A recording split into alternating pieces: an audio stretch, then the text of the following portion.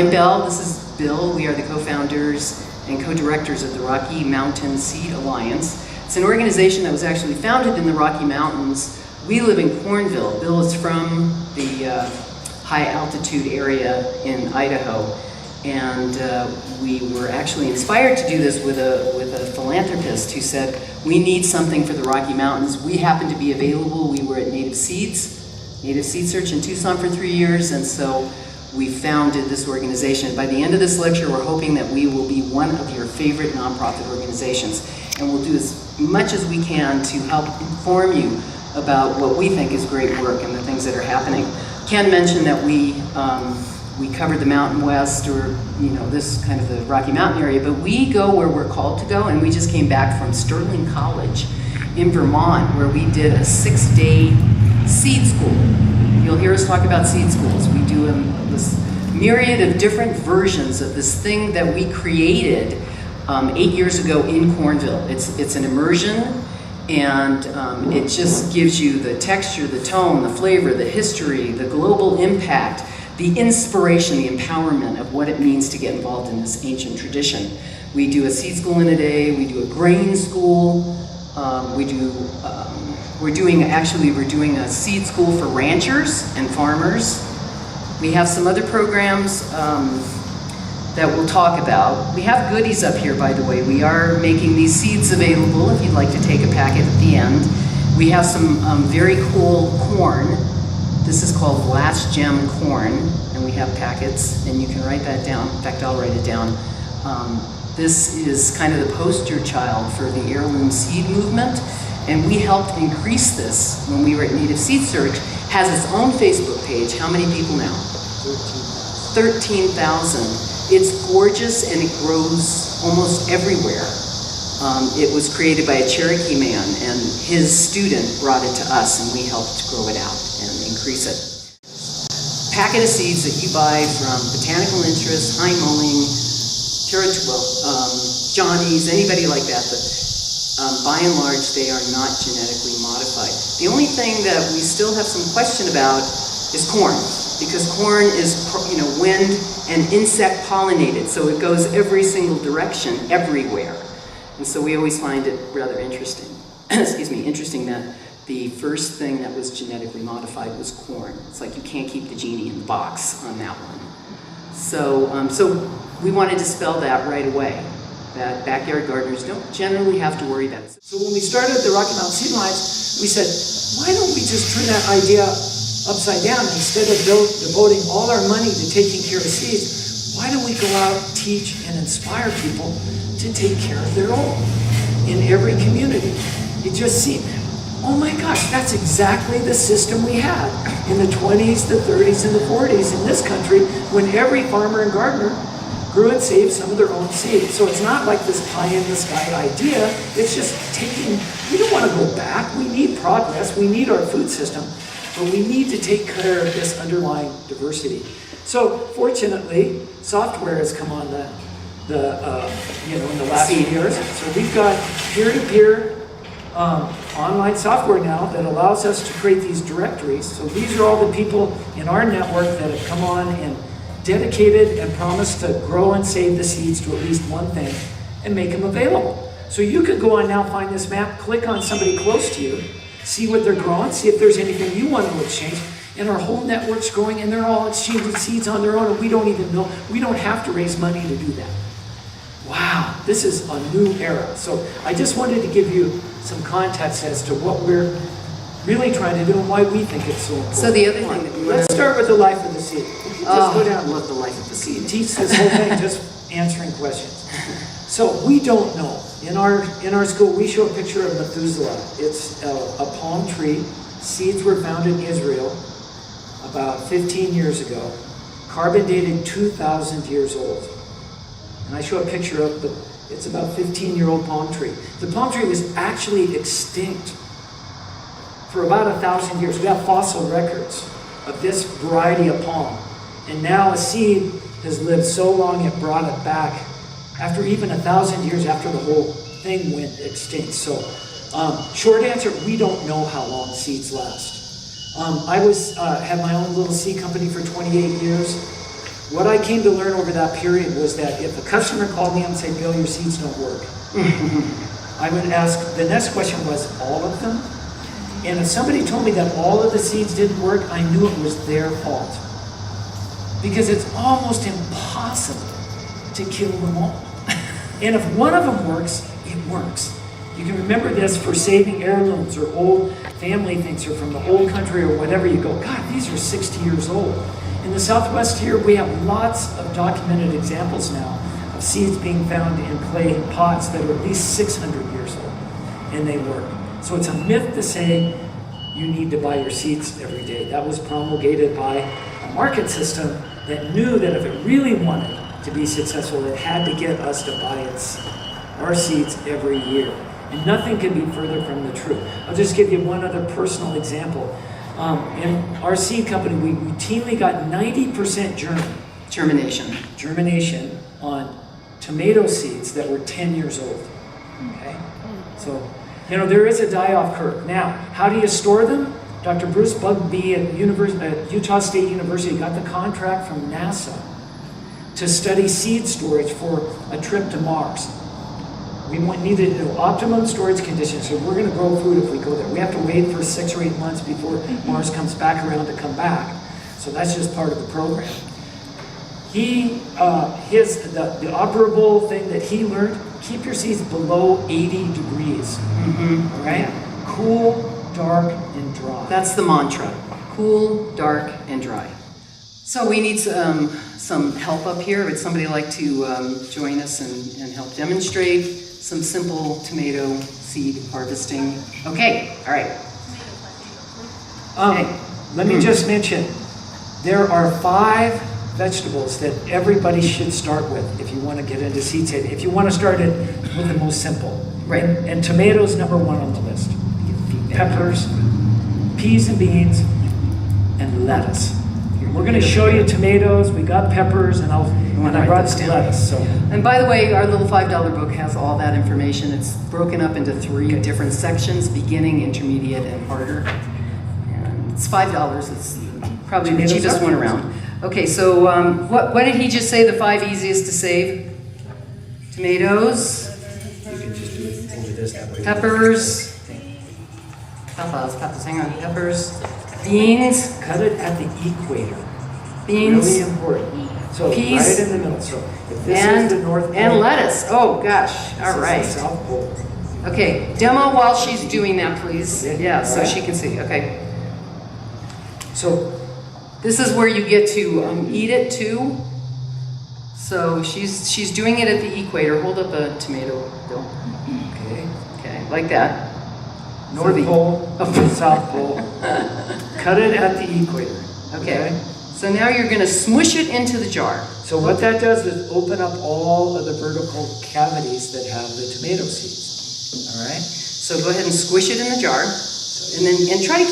If you are going to eat the tomatoes, it's nice to wash your hands, and kind of keep it clean while you're doing the process. I never do that. Yeah, no, you don't. You should see his pocket knife. Oh. Okay. So, you can use the edge of it. Sometimes I'll take the knife back and get the last few. So, and the other thing too is that people always think that seeds are delicate. They're really not. They're pretty bomb-proof. In fact, one of the ways that we harvest bean seeds is we let them get really, really ripe and dry on the pod, in the pod itself, and you can just pick them up and throw them on the ground and stomp on them. Bean stomping. Maybe you've heard of bean stomping. So it's it's a great little activity, fun to do in a community. So yeah, just get it out there, and we like to be. What's that?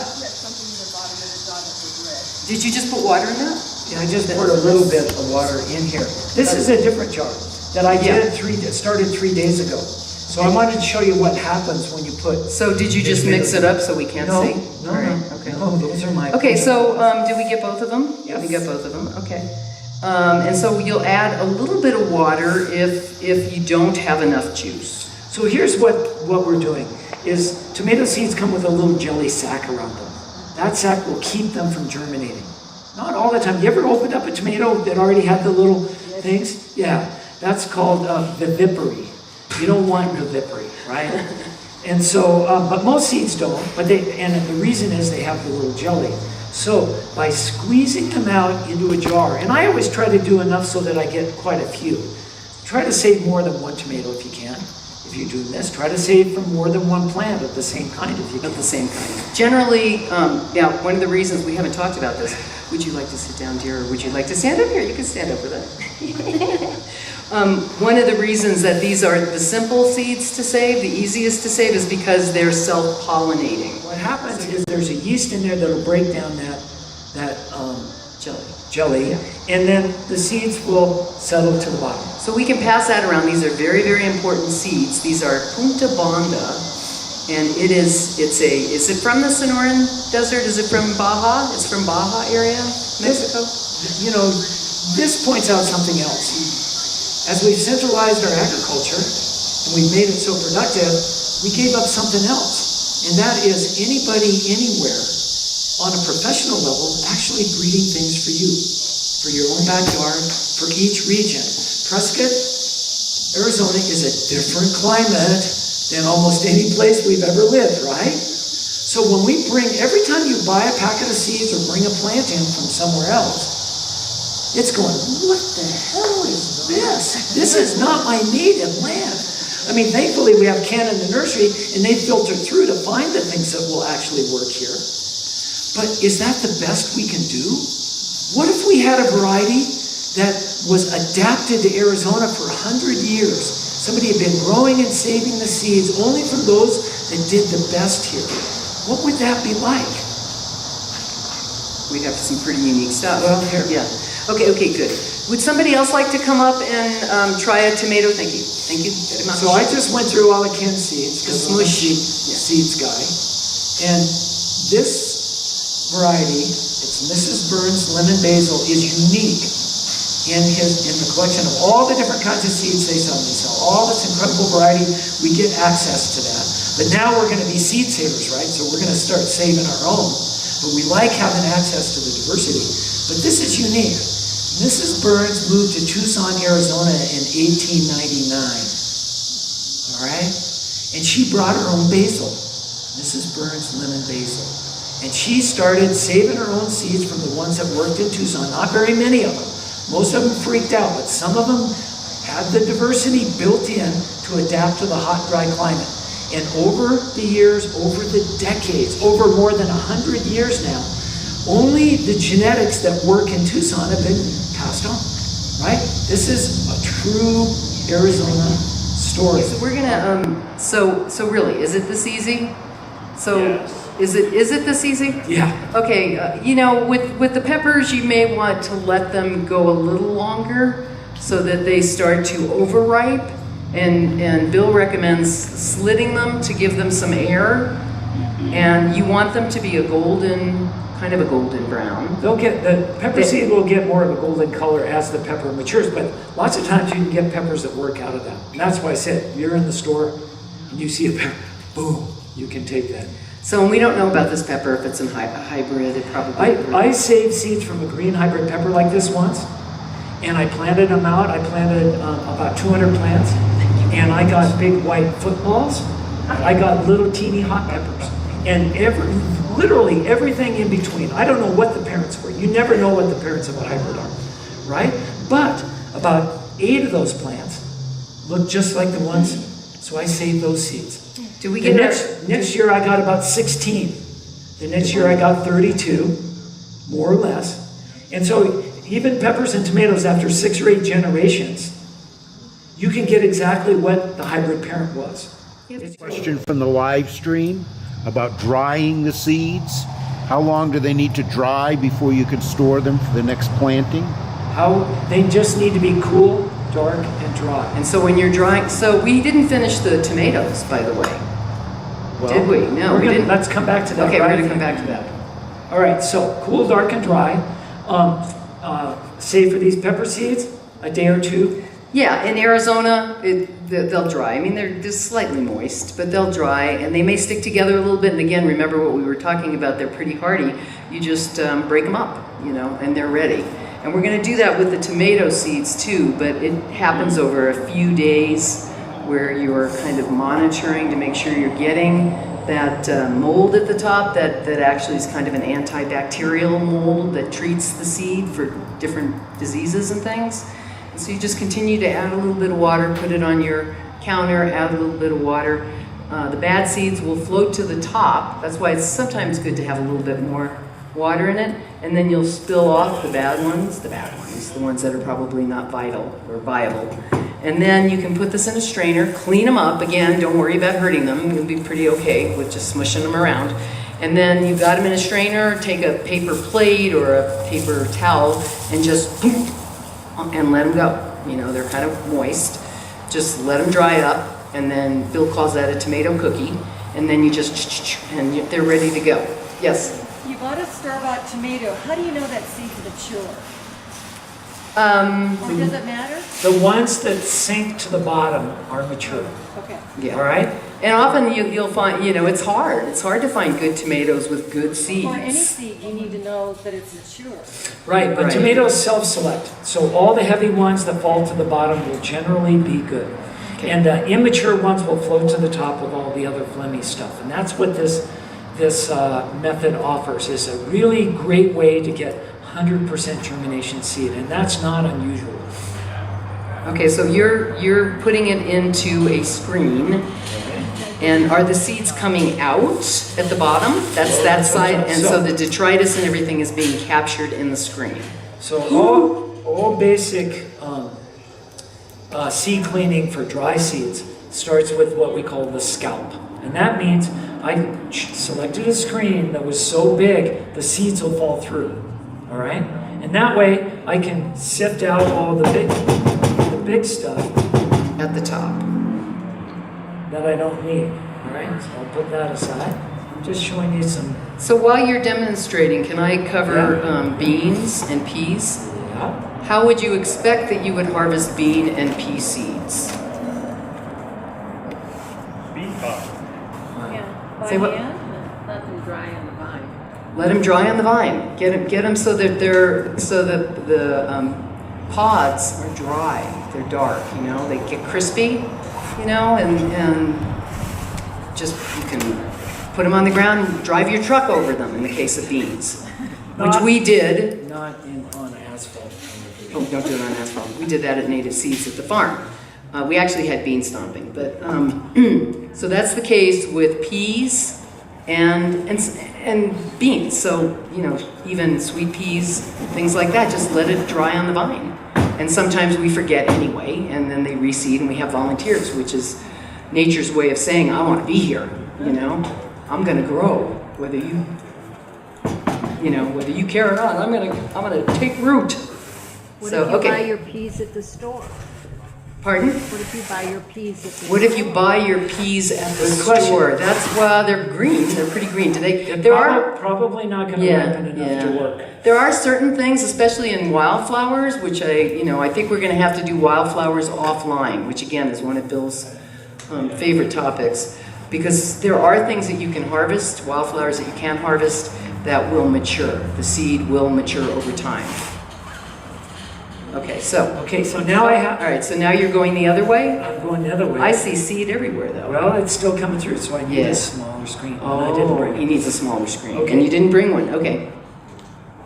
But this will work. Is this the patented seed that we're harvesting here? That's a whole other story. We didn't touch on genetic modification. Again, that maybe we come back for that sometime. But in backyard gardening, it's just they don't care about us. You know, it's an industrial circumstance. We would refer you to a movie that's out. It just actually won an Emmy because it was featured on, or it was nominated for an Emmy. It was on Independent Lens on PBS. It's called Seed, The Untold Story. And a friend of ours did it, and it gives a good overview of what's happening globally with genetic modification. Our seed school's featured in it, Bill's in it, and it's a lovely, lovely movie. Communities are doing screenings of it, so be on the lookout for that. It's called Seed, The Untold Story. Okay, so I'm just going to leave this here. Important point. Backyard gardener at home, it doesn't have to be industrially clean. This is good enough for for you to save your own seed. There's nothing in there that will hurt it.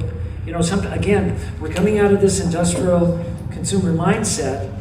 Everything's got to be uniform. We got to follow all these rules. Seed saving, it's complicated or hard. No. We've always done it.